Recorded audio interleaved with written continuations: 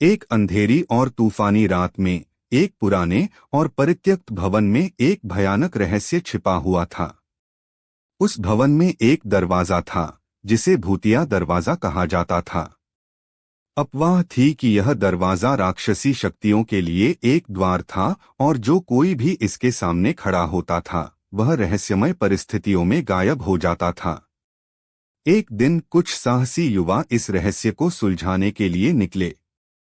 उन्होंने भूतिया दरवाजे के बारे में सुना था और यह पता लगाने के लिए उत्सुक थे कि क्या यह वास्तव में सच है। जैसे जैसे वे उस पुराने भवन के करीब पहुंचे, वे भय और जिज्ञासा के मिश्रण से कांप रहे थे।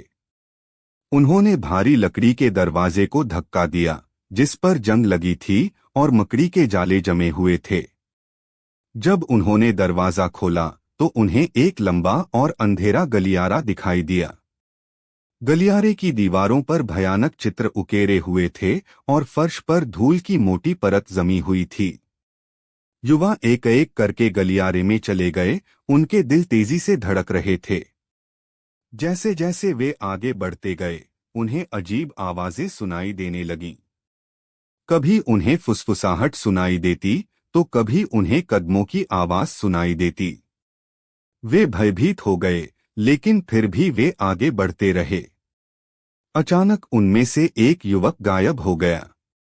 उसके दोस्त भयभीत होकर चिल्लाए और उसकी तलाश करने लगे, लेकिन उन्हें उसका कहीं पता नहीं चला। वे एक एक करके गायब होते गए, जब तक कि केवल एक युवक शेष नहीं रह गया। वह युवक दरवाजे की ओर भागा और जैसे ही वह उसे खोलने ही वाला था, उसे एक भयंकर आवाज सुनाई दी। जाओ मत, आवाज ने कहा। तुम यहां फंस जाओगे। युवक घबरा गया और उसने दरवाजा बंद कर लिया। वह भवन के बाहर भाग गया और कभी पीछे मुड़कर नहीं देखा।